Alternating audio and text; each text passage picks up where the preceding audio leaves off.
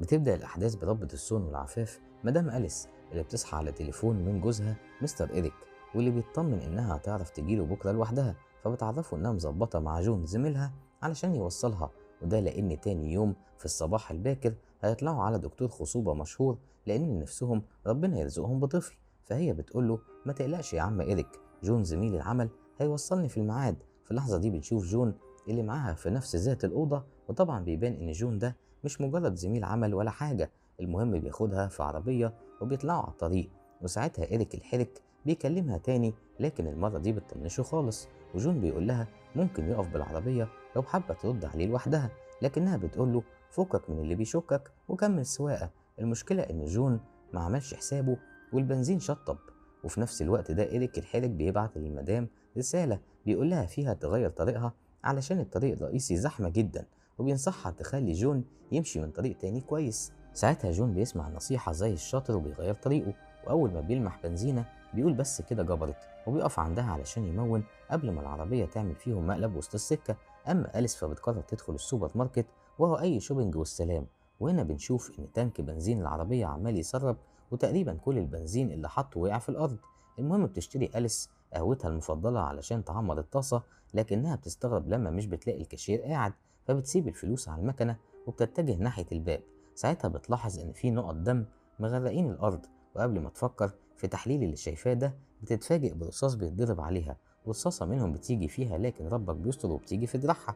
وبتحاول البنت تفلفص من الرصاص اللي مش عارفة مصدره، وبتصوت بعلو صوتها يمكن المنيل على عينه جون ينقذها، لكن للأسف بيكون حاطط سماعات في ودنه وشكله كده بيسمع شريط أنغام الجديد.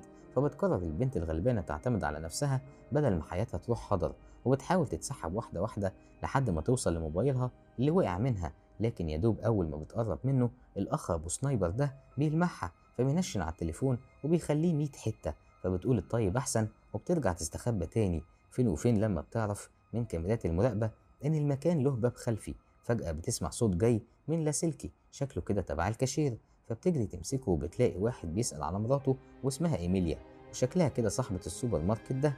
بتقول له أليس طبعا إيه اللي حصل، وبتطلب منه يبلغ الشرطة في أسرع وقت. أما عم جون الأسمراني اللون فأخيرا بيدرك التسريب اللي في عربيته، وده لما بيلاقي مؤشر البنزين في الأرض تاني رغم إنه لسه ممون. فبيقرر يقوم يهز طوله ويدخل الماركت. وطبعا أول ما بيعمل كده الأخ اللي بيلعب بالسنايبر بره بينشه طلقة في رقبته، وبيحاول جون وقتها يزحف لحد أليس، لكن للأسف القناص بيديله واحدة تانية بيقضي عليه تماما.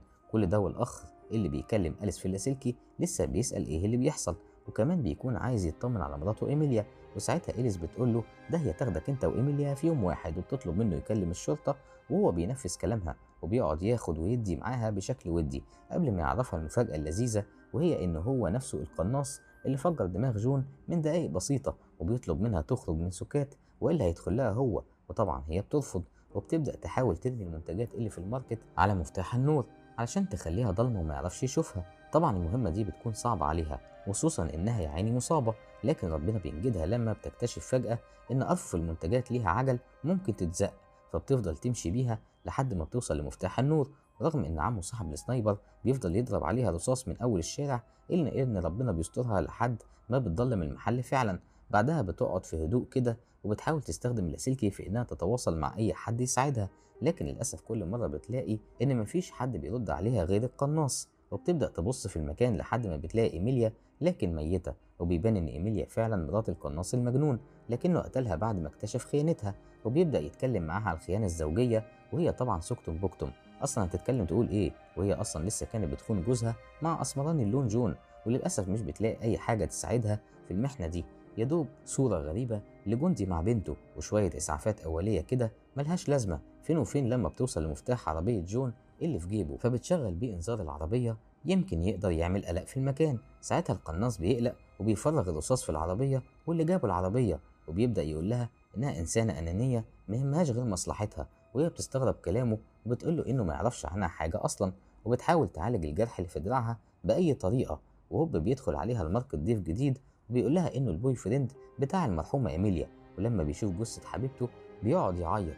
وطبعا اللي بيحصل ده ما كانش داخل دماغ أليس قوي، لأنها شاكة إنه يكون القناص المجنون وبيضحك عليها، خصوصا إنها لما بتكلم القناص عن لاسلكي دلوقتي مش بيرد، وهو بيقول لها إنه مقدر شكوكها لكنه صديق إيميليا مش جوزها. فبتحاول أليس تطمن نفسها وبتطلب منه يبلغ الشرطة، لكنه بيشككها فيه أكتر لما بيقول لها إن نسي موبايله بره وإنه مستحيل يخرج يجيبه، وإلا كده هيبقى زي ما بيكون بيموت نفسه. لكن أليس بتفضل تضغط عليه وتقوله إنها هتشغل القناص وهو يخرج يجيب موبايله، لحد ما الراجل بيزهق وبيخرج فعلا، وكل حاجة بتبقى ماشية تمام لحد ما فجأة القناص بيقرر يقضي عليه وبيفرتك دماغه. وبتتصدم أليس طبعا، خصوصا لأن القناص بيفضل يأنب ضميرها وبيقولها إن ذنب الراجل ده في رقبتها لأنها اللي خلته يخرج، وبيفضل يأكد عليها إنه فعلا سايكو لكنها سايكو زيه بالظبط، وإنهم ممكن يعملوا أي حاجة علشان مصلحتهم الشخصية.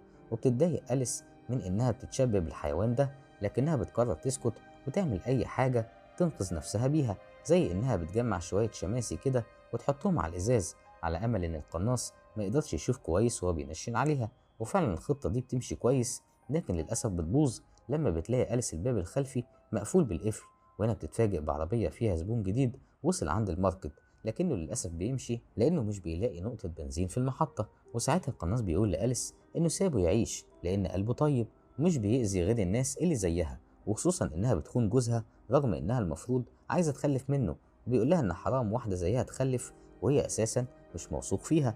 طبعا أليس ساعتها بتنهار وهي بتدافع عن نفسها وبتقول إنها يمكن خانت جوزها لأنها حست بالملل من جوازها منه، وبيبان إنها أصلا مش واثقة في نفسها وشايفة إنها أقل من غيرها، وده اللي خلاها تخون جوزها رغم إنها بتحبه جدا وعايزة تفضل معاه وتخلف منه كمان. فجأة بتسمع أليس صوت عربية شرطة، للأسف العربية مش بتحس بيها وبتمشي، فالبنت بتتهور وبتخرج جري من الماركت، وفعلا بتوصل لعربية جون، لكن طبعا مش بتقدر تتحرك بيها لأن ما فيهاش بنزين. فبترجع تاني جري للماركت وسط رصاص القناص المجنون اللي مش عاتق السلاح من إيده وعمال يضرب بيه كأنه مسدس مية، والنتيجة إن البنت بتاخد رصاصة جديدة والمرة دي في رجلها، ورغم كده مش بتيأس وبتفضل تزحف زي البطس لحد ما بتوصل لحتة أمان. ومن تاني بتستخدم الإسعافات الأولية في علاج رجليها.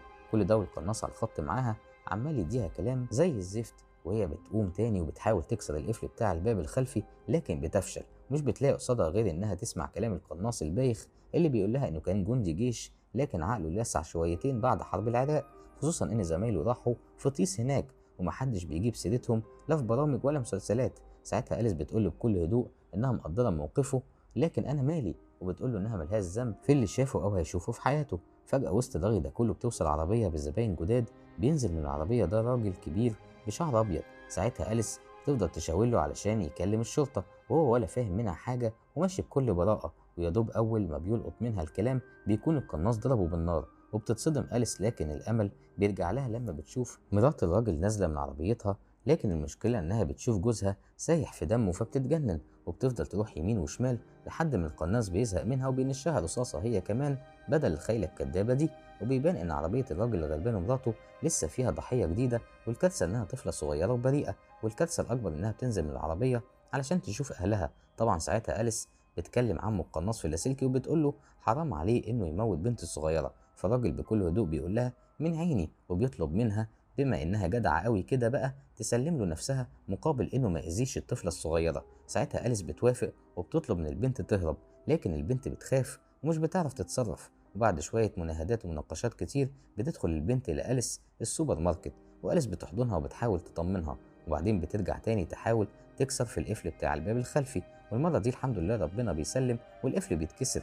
المشكلة إنهم لما بيعدوا منه بيلاقوا بوابة جديدة في وشهم بتاعة الجراج، وده بقى عايزة ليلة علشان تتكسر. فأليس بتطلب من البنت تكون هادية شوية وتقعد هنا. أما القناص فالظاهر كده إنه زهق من القعدة لوحده وقرر أخيرا إنه يتواضع وينزل بنفسه للسوبر ماركت علشان يدور على أليس اللي اشتغلته وهربت بالبنت. وسط ما هو عمال يدور يمين وشمال بيتفاجئ بأليس بتديله بالسكينة، وبتحصل بينهم عركة شديدة للأسف بيعدي منها القناص رغم إصابته، لدرجة إنه بيطلع السكينة من جسمه كأنه بيطلع شوكة من حتة بطيخ. لكن أليس مش بتيأس وبتواجهه تاني وبتديله بطفاية الحريق في وشه، لكن برضه بيقدر عليها وبيهبدها على الأرض قبل ما يروح ناحية باب الجراج ويبدأ يفتحه. فجأة أليس بترجع له تاني والمرة دي فعلا بتنتصر عليه وبتقدر إنها تقتله وتخلص الناس من شره، لكن يا خسارة هي كمان بتموت بعد ما نزفت 5000 لتر دم في الحبة دول. أما البنت فربنا بينجيها وبتهرب من المكان المرعب ده في النهاية، وبيخلص الفيلم على كده.